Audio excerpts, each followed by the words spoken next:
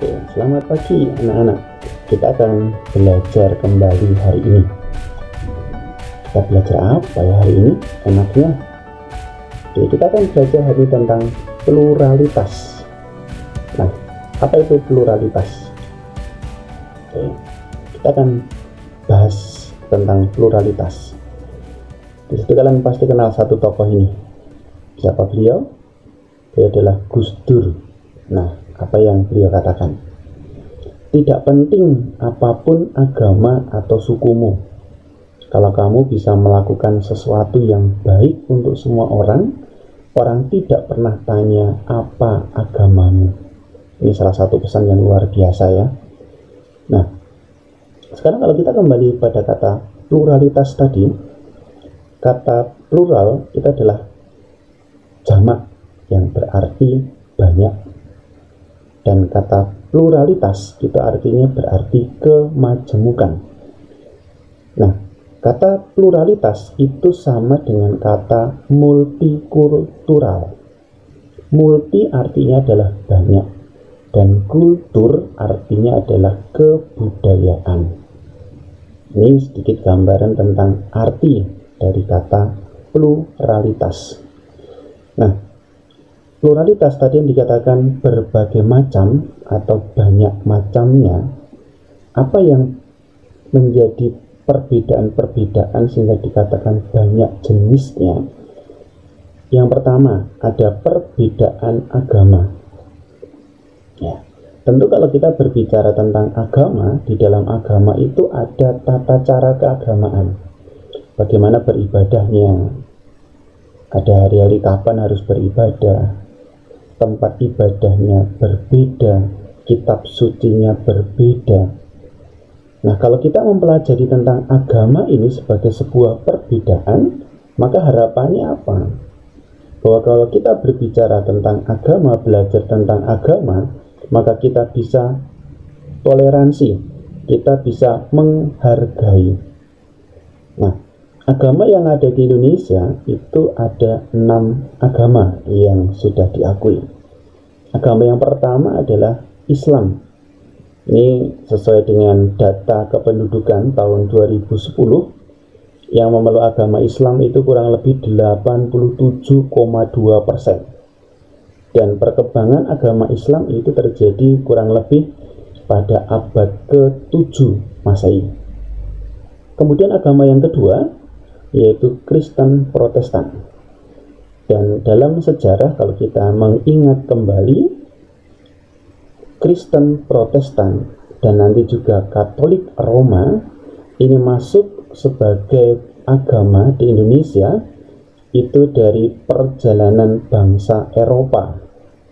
Ya, kemudian salah satunya yang kemudian kita kenal istilahnya dengan 3G, 3G.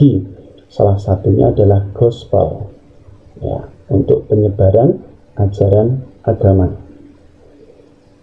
Kemudian yang ketiga tadi yang sudah saya sebutkan juga dengan Katolik Roma, hampir sama dengan Kristen Protestan. Kemudian yang keempat Hindu, dan yang kelima Buddha. Ini dua agama yang menjadi awal dari perkembangan agama yang ada di Indonesia. Karena agama Hindu Buddha ini adalah agama yang masuk pertama kali yang ada di Indonesia. Ini awal Masehi. Dan di dalam setiap agama ini tentu mereka mempunyai hari-hari besar.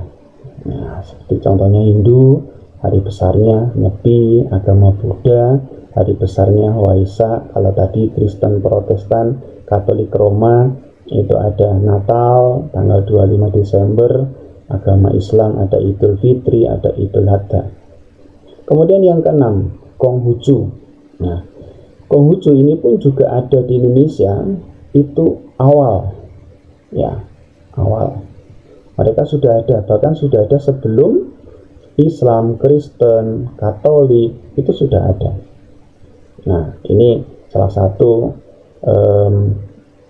dari Konghucu yang kemudian kita rayakan, kita juga mengikuti perayaannya, yaitu pada Imlek.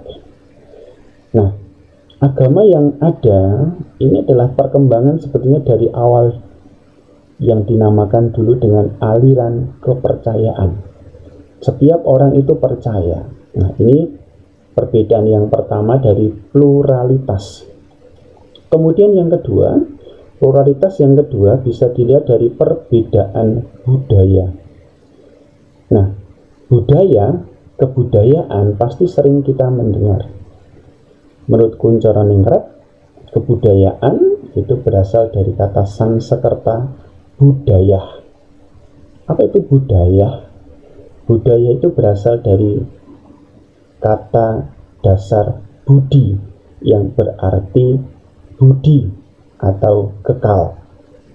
Kata yang kedua, kultur, dari bahasa Latin colere yang berarti mengolah, mengerjakan, dan ini berkaitan dengan bertani.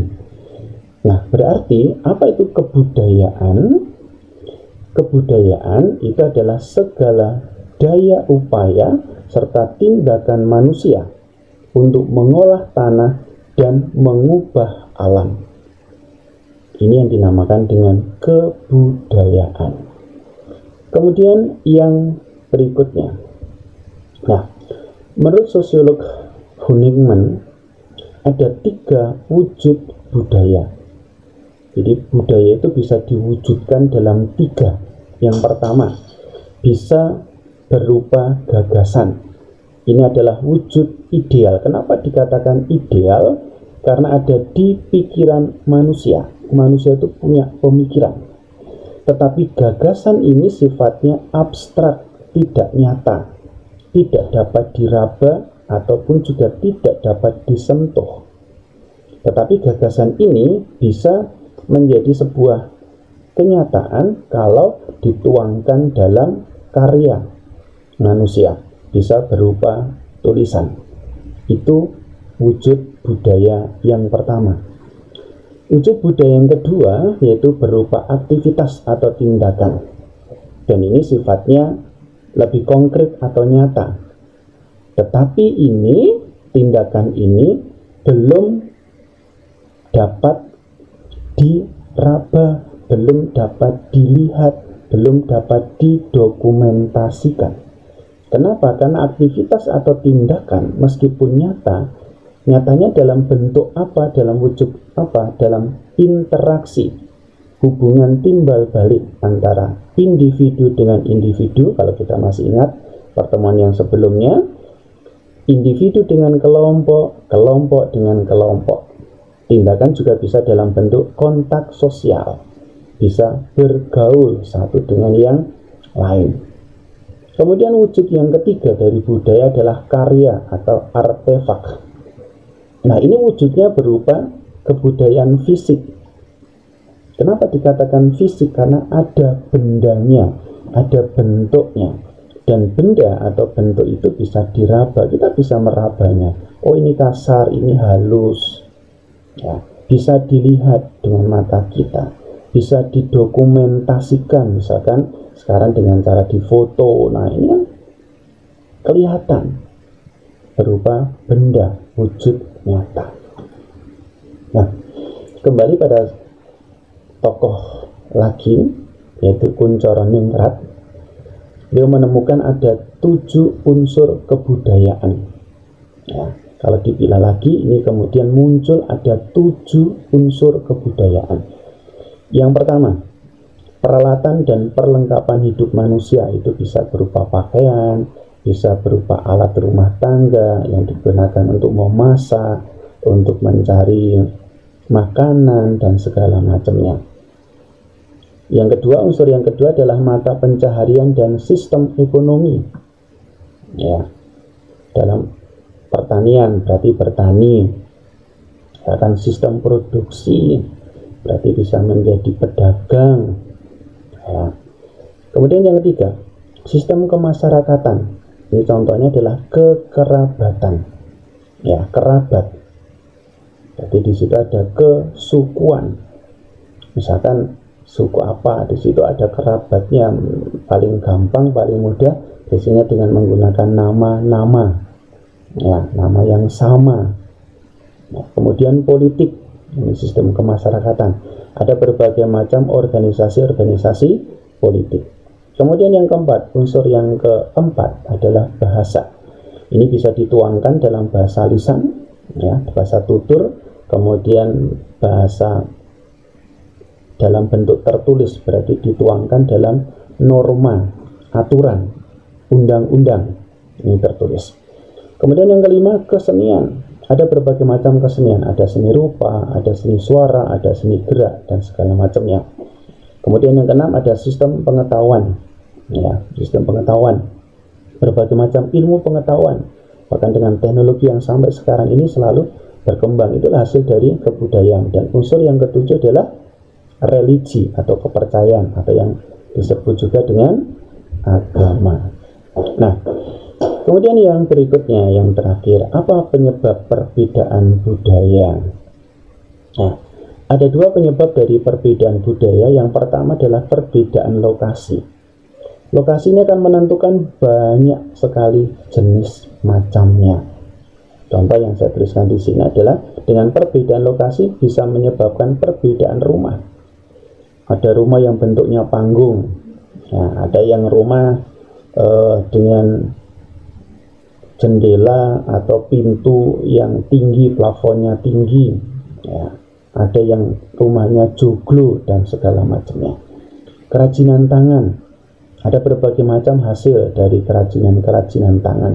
Kalau kalian misalkan pergi ke Jogja gitu ya, kalian akan menemukan banyak sekali macam kerajinan tangan. Kalian pergi ke Bali, kalian juga menemukan banyak kerajinan tangan. Kemudian penyebab perbedaan budaya yang kedua adalah perbedaan agama atau kepercayaan. Salah satu contohnya adalah kalau kita kembali pada agama Hindu dan Buddha, peninggalan-peninggalan banyak jenisnya. Ada candi, ada patung, ada relief. Nah, inilah yang memperkaya budaya kita. Sehingga negara Indonesia, negara kita itu adalah negara yang kaya akan budaya. Nah, itulah yang terakhir dari pluralitas bagian yang pertama. Satu tokoh lagi yang pasti kalian tahu siapa beliau, Nelson Mandela. Tidak ada orang yang lahir dengan membenci orang lain karena warna kulit, asal-usul, atau agamanya. Baik, itu dulu. Silahkan kalian pelajari dan kita akan belajar kembali pada pertemuan berikutnya di pluralitas bagian yang kedua.